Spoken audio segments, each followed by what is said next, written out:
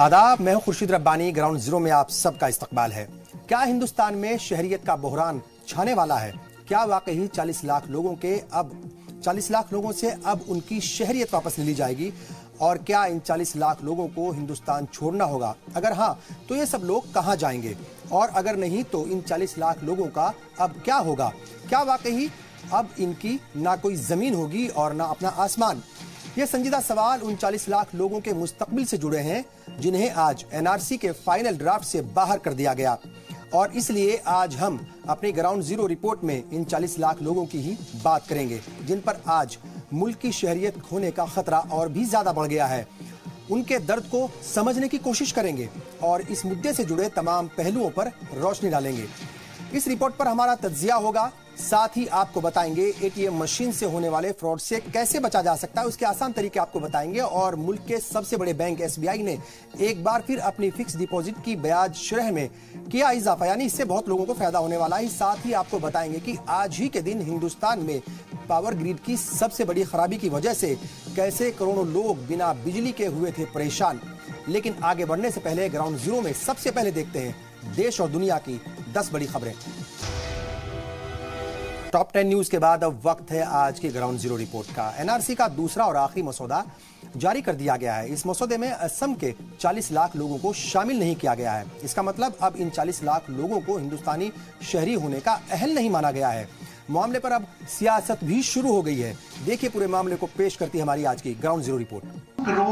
1,89,83,677 persons have been found eligible.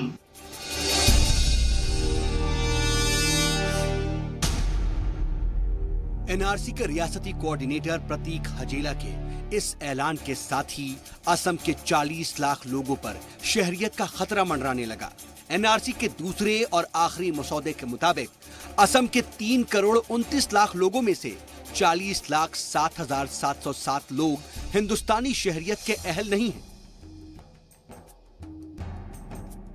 मामला 40 लाख लोगों की कौमी शहरियत का हो और उस पर सियासत ना हो, ऐसा कैसे हो सकता है?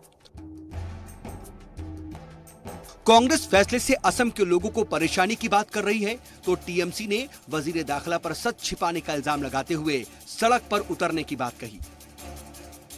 देखिए, ये बहुत ही संवेदनशील मामला है और लगभग 70-75 लाख लोगों का है कि जो बांग्ला स्पीकिंग आसामीज हैं उनको कहीं आसाम के बाहर का नहीं घोषित कर दिया जाए, उनकी जीविका पर नहीं असर पड़ जाए, उनके वोटिंग राइट्स पर असर नहीं पड़ जाए, तो स्वाभाविक रूप से जो मताधिकार है उस पर नहीं असर पड़े। जिस तरह ये 40 लाख लोग को वो नेशनल रजिस्टर से उनको एलिमिनेट किया गया, इसके खिलाफ हम तृणमूल कांग्रेस की ओर से इसको निंदा नहीं करते हैं। आगे इस बारे में हम दूसरे आंदोलन भी लाएंगे और हम सड़क पर उतरेंगे। इधर असम कांग्रेस ने भी बीजेपी पर सियासत करने का इल्जाम लगाते हुए एनआरसी ड्राफ्ट को हैरान करने वाला बताया। This figure is very high figure. It is very surprising. It is unbelievable. इधर एनआरसी ड्राफ्ट पर सियासी पार्टियों में जंग भी शुरू हो गई, जिसके तहत टीएमसी के हंगामे के बाद राज्यसभा की कार्यवाही तक मुलतवी करनी पड़ी। बाद में सरकार सफाई देती नजर आई। इधर ममता बनर्जी ने भी संगीन इल्जाम लगाते हुए कहा कि लोगों के सरनेम देख करके नाम हटाए गए हैं। এখানে যেটা হচ্ছে ডিভাইড এন্ড রুল পলিসি করতে গিয়ে, পিপলকে আইসোলেট করতে গিয়ে, ইটস এ গেম প্ল্যান, এবং যে গেম প্ল্যানে ফোর্সফুলি এভিক্ট করবে হিউম্যানিটি এবং হিউম্যান বিংকে টোটাল ডিস্ট্রাকশন করে ডিস্ট্রয় করার একটা প্ল্যান চলছে। हालांकि ऐसा नहीं है कि जिन 40 लाख लोगों के नाम इस लिस्ट में नहीं है उनके पास अब कोई मौका नहीं बचा। वजीर दाखिला राजनाथ सिंह ने भी लोगों से मसौदे को लेकर के परेशान न होने की अपील की। राजनाथ ने कहा कि किसी को डरने की जरूरत नहीं, ये ड्राफ्ट है, फाइनल रिपोर्ट नहीं, सबको अपील करने का मौका मिलेगा। तो एनआरसी के रजिस्ट्रार जनरल भी सुनवाई की बात कर रहे हैं। एनआरसी की ड्राफ्ट लिस्ट का पब्लिकेशन हुआ है। मैं इस बात को इम्फेसिस के साथ कहना चाहता हूं कि यह एक ड्राफ्ट है, यह फाइनल एनआरसी नहीं है। होम मिनिस्टर इस सिलसिले के अंदर ये बात कह रहे हैं कि दरवाज़ा खुला हुआ है, लोग अपने सबूत को पेश करें। हम ये समझते हैं कि इस मसले के अंदर होम मिनिस्टर की इस बात के ऊपर एतमाद करना चाहिए। जी सलाम के लिए सऊद मोहम्मद खालिद की रिपोर्ट। तो यानी इस रिपोर्ट को देखने के बाद यह साफ हो जाता है कि अभी जिन 40 लाख शहरियों को एनआरसी में शामिल नहीं किया गया है या फाइनल ड्राफ्ट में शामिल नहीं किया गया है, उनके पास एक और मौका है। बहरहाल यहां आपको यह बताना भी बेहद जरूरी है कि एनआरसी ड्राफ्ट में जिनके नाम शामिल नहीं है उनके पास अब कौन कौन से रास्ते बचे हैं। हमारी अगली रिपोर्ट देखिए, आप सबके लिए यह बेहद जरूरी है। एनआरसी का फाइनल ड्राफ्ट आने के बाद से पूरे असम में लोग ये जानना चाह रहे हैं कि उनका नाम लिस्ट में शामिल है या नहीं। इसको समझते हुए कई अहकामात किए गए हैं। एनआरसी की लिस्ट में नाम देखने के 4 तरीके हैं। एक तो एनआरसी सेंटरों पर जाकर आप अपना नाम देख सकते हैं, जहां पर पूरी लिस्ट लगाई जाएगी। इसके अलावा हुकूमत की जानिब से टोल फ्री नंबर भी जारी किए गए हैं। अगर आप असम के नंबरों से फोन कर रहे हैं तो आप 15107 यानी 15107 पर कॉल करके पता कर सकते हैं। और अगर आप असम के बाहर से फोन कर रहे हैं तो आप 1800-3453-762 यानी 1800-3453-762 पर फोन कर लीजिए। इसके अलावा आप अपने फोन से मैसेज करके भी अपने नाम की जानकारी हासिल कर सकते हैं। इसके लिए आप अपने मोबाइल फोन पर ARN टाइप कीजिए, जिसे 9765556555 यानी 9765556555 पर मैसेज कर दीजिए। वैसे सवाल इन सब के बीच ये भी है कि जिन लोगों का नाम लिस्ट में ना आया हो, क्या अब उनके लिए दरवाजे बंद हो गए? जवाब है नहीं। जिन 40 लाख लोगों का लिस्ट में नाम नहीं है, उन्हें अभी परेशान होने की जरूरत नहीं है। हालांकि उन्हें कुछ अहकामात जरूर करने होंगे। ऐसे सभी लोग एनआरसी सेंटरों पर मिल रहे फॉर्म को भरकर 7 अगस्त से 28 अगस्त तक दोबारा दरख्वास्त कर सकते हैं। इसके बाद अफसरान उन्हें बताएंगे कि उनका नाम रजिस्टर में आखिर शामिल क्यों नहीं किया गया।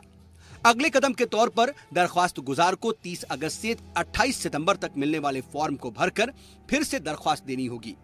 उनके इन दावों पर माकूल सुनवाई होगी, लेकिन इसके बाद भी अगर कोई मुतमईन नहीं होता है तो वो इंटरनेशनल ट्रिब्यूनल में भी जा सकता है। सेकंड ड्राफ्ट में मेरा नाम नहीं है, मेरा लड़का का नाम नहीं है, मेरा वाइफ का नाम आया। वाइफ का नाम आया, वाइफ का पिताजी का नाम है चक्रवर्ती, गौरी शंकर चक्रवर्ती, और वहाँ पे लिख दिया है चौधरी। पटन बाजार का निवासी हूँ। मैं लोकल यहीं गुवाहाटी में पैदा होकर बड़ा हुआ हूँ, लेकिन ये जो एनआरसी का जो प्रोसेस है इससे मैं संतुष्ट नहीं हूँ, क्योंकि मेरे घर के लोग बाकी सबका मेंबर का नाम है, मेरा नाम है नहीं। वैसे मौके भले ही बचे हों, लेकिन क्या वाकई ये सब कुछ इतना आसान रहने वाला है? इसको जानना समझना भी बेहद जरूरी है। ये इसलिए भी क्योंकि इस मसले में दहाइयों से सियासत होती रही है। असम की सरकारें कई बार इसी मुद्दे पर सियासत के सहारे बनी हैं। मरकज और सूबे में काबिज बीजेपी के लिए गैर कानूनी ढंग से हिंदुस्तान में किसी भी सूबे में रह रहे घुसपैठियों की पहचान करना और उन्हें बाहर करना बड़ा सियासी एजेंडा रहा है। ऐसे में जमीनी सतह पर सब कुछ आसान रहने वाला है, ये अभी कहा नहीं जा सकता। इस सब के बीच मुश्किल ये भी है कि तमाम राहतों के बाद भी जो लोग अपनी शहरियत साबित नहीं कर पाएंगे, उनका क्या होगा? क्या उनको बांग्लादेशी मान लिया जाएगा? अगर हाँ, तो क्या बांग्लादेश उनको अपने मुल्क वापस ले लेगा? और अगर नहीं, तो इन 40 लाख लोगों का क्या होगा?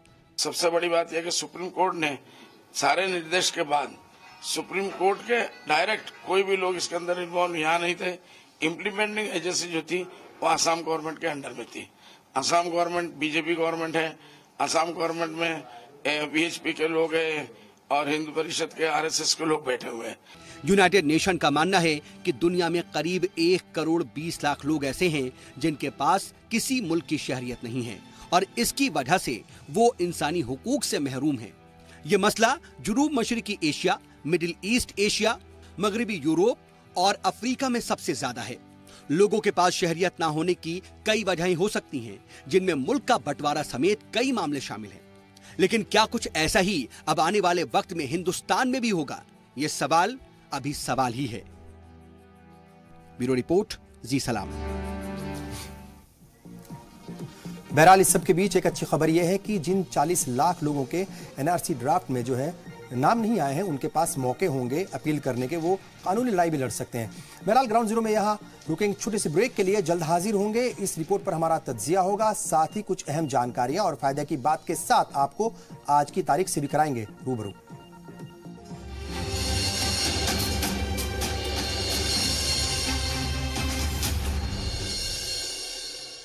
ब्रेक के बाद एक बार फिर आप सबका इस्तकबाल। ग्राउंड जीरो में आज हम बात कर रहे हैं असम के 40 लाख लोगों पर मंडराते शहरियत के खतरे की। बड़ा सवाल यह है कि क्या हम सच का सामना करने के लिए वाकई तैयार हैं? क्योंकि आज नहीं तो कल, कुछ महीनों के बाद ही सही, 40 लाख ना सही तो कुछ लाख ही सही, शायद ऐसे लोग जरूर होंगे जिनको हिंदुस्तान की शहरियत से बाहर कर दिया जाएगा। सवाल यह भी पैदा हो रहा है कि क्या शहरियत के लिहाज से हिंदुस्तान में एक बड़ा बुहरान खड़ा होने जा रहा है? क्या वाकई लाखों लोग हिंदुस्तान की शहरियत से महरूम होने जा रहे हैं? ऐसे में देखने वाली बात यह होगी कि फिर इन लोगों का क्या होगा। क्या इन लोगों को बांग्लादेश अपना लेगा या अपना शहरी मान लेगा? हमें आसाम का पूरा मामला है उसकी आबादी को भी समझने की जरूरत है। मौजूदा वक्त में जो आसाम की आबादी है वो तकरीबन 3 करोड़ 29 लाख है। इसमें अगर हम देखें मतलब जो है वो मजहबी पहलू अगर इसका देखें कि कौन से मजहब के कितने लोग हैं, तो उस हिसाब से 1 करोड़ 91 लाख 80 हजार से ज्यादा, यानी तकरीबन 61% जो है वो हिंदू आबादी बसती है, और 1 करोड़ 6 लाख से थोड़ा सा ज्यादा यानी करीब 34% जो है वो मुसलमान बसते हैं। इसके अलावा क्रिश्चियन, बौद्ध, जैन और सिख तबके के लोग यहाँ पर रहते हैं। लेकिन परेशानी की बात तब पैदा हुई, या परेशानी तब जो है पैदा हुई जब आसाम की आबादी में गैर मामूली तरीके से इजाफा होने लगा। उसी से बहुत सारे सवाल खड़े हुए हैं, जिसमें मुसलमानों की आबादी को लेकर कई सवाल खड़े होने लगे। यहाँ बात करेंगे हम साल 1961 की, तो मुसलमानों की आबादी करीब 17 लाख थी। उसके बाद 10 साल के बाद 1971 में ये 35 लाख हो गई। 1991 में यह आबादी 63 लाख हो गई और 2001 में ये आबादी बढ़कर 82 लाख तक पहुंच गई। इसके बाद 2011 की जो मर्दमशुमारी थी, यहां पर अगर हम मुसलमानों की आबादी देखें तो वो 1 करोड़ 6 लाख से ज्यादा पहुंच गई थी। यानी 1971 में जो 17 लाख की आबादी थी वो 2011 में 1 करोड़ 6 लाख पहुंच गई। मतलब बीते वर्षों में तकरीबन 80 से 90 लाख जो है आबादी वो बढ़ी थी। इसी से बड़े सवाल पैदा हुए थे। आसाम के बांग्लादेश से सटे होने की वजह से ये तमाम जो चीजें हैं, ये परेशानियां ये बढ़ रही हैं। बांग्लादेशी घुसपैठियों की जो बातें हैं वो अक्सर जो है सामने आती हैं। इल्जाम लगते रहे हैं कि असम से बड़े पैमाने पर बांग्लादेशी हिंदुस्तान में आकर गैर कानूनी तरीके से रहने लगते हैं। इल्जाम यहां तक लगाए जाते हैं कि इनमें मुसलमानों की तादाद सबसे ज्यादा होती है, लेकिन सच यही है कि ऐसा करने वालों में हर तबके के बांग्लादेशी शामिल होते हैं। लेकिन हमारे मुल्क के सियासतदान और जो सियासतदान है या जो सियासी पार्टियां हैं, वो गैर कानूनी घुसपैठ जैसे संजीदा और हसास मसले पर भी हिंदू मुसलमान करने से या उसकी सियासत करने से बाज नहीं आते। यहाँ पर एक इंपॉर्टेंट बात बताना आपको ये भी जरूरी है कि जो बीजेपी है वो पूरा इसी मसले पर सियासत कर रही है। जो उसका 2014 का मंशूर था, उसमें ये मुद्दा बांग्लादेशियों का जो मुद्दा था वो बड़ा अहम था। यहाँ हम आपको ये भी बता दें कि एनआरसी में शामिल होने की जो शराइत है वो क्या क्या है। इसके लिए 25 मार्च 1971 से पहले हिंदुस्तानी शहरियत से जुड़े सरकारी दस्तावेज होना जरूरी है। इसमें 24 मार्च 1971 को बुनियादी साल बनाया गया है, क्योंकि 25 मार्च 1971 को बांग्लादेश की तश्कील हो गई थी। असम को गैर कानूनी बांग्लादेशी शहरियों से आजाद कराने के लिए एनआरसी जो है वो तैयारी कर रहा है। ऐसे में आपको ये भी जान लेना चाहिए कि एनआरसी यानी नेशनल रजिस्टर फॉर सिटीजन्स, और इसकी तारीख जो है वो क्या है। एनआरसी को सबसे पहले 1951 में तैयार किया गया था। एनआरसी को हर 10 साल बाद अपडेट किया जाना था, लेकिन इसे अफसोसनाक ही कहा जाएगा कि 1951 के बाद किसी सूबे ने एनआरसी को अपडेट नहीं किया। इसके बाद 1985 में यानी 1985 में असम समझौते के मुताबिक भी एनआरसी को अपडेट किया जाना तय हुआ था। असम में एनआरसी अपडेट का जो पायलट प्रोजेक्ट था वो 2010 में शुरू हुआ था। All Assam minority student union की मुखालिफत तशद्दुद के बाद जो ये प्रोजेक्ट था इसको बीच में ही रोक दिया गया था। रजिस्टर को अपडेट करने की कवायद मार्च 2013 में दोबारा शुरू की गई थी। अक्टूबर 2014 में सुप्रीम कोर्ट ने कहा था कि एनआरसी का काम 31 जनवरी 2016 तक पूरा कर लिया जाए। 31 जनवरी 2016 की डेडलाइन तक अपडेट का जो काम है वो पूरा नहीं हो पाया था, और फिर उसके बाद 24 अगस्त 2017 को सुप्रीम कोर्ट ने एनआरसी का ड्राफ्ट 31 दिसंबर 2017 तक तैयार करने को कहा था। मौजूदा सूरत हाल के हिसाब से अगर देखा जाए तो हालात जो है वो फौरन परेशान होने वाले नहीं है, यानी बहुत ज्यादा परेशान होने की एकदम से जरूरत नहीं है। एक तो फाइनल ड्राफ्ट में जिनका नाम नहीं है उनके पास मौके अभी भी हैं, कानूनी रास्ते भी उनके पास बचे हैं, और मामले के जो फरीकैन हैं वो जो है उसमें अपनी कानूनी लड़ाई जारी रख सकते हैं। वो जो मामले के फरीकैन हैं वो अपनी कानूनी लड़ाई जारी रख सकते हैं। एक अंदाजे के मुताबिक पूरे मुल्क में गैर कानूनी बांग्लादेशियों की जो तादाद है वो करीब 2 करोड़ है। इसमें सबसे ज्यादा करीब 20 से 50 लाख आबादी जो है वो असम में बसती है, ऐसा कहा जाता है। और कहा यह भी जा रहा है कि ये सभी मुसलमान हैं, लेकिन सच कुछ और है। सच ऐसा नहीं है, इसमें बहुत सारे हिंदू भी हैं, मुसलमान भी हैं, यानी दोनों कम्युनिटी के लोग शामिल हैं।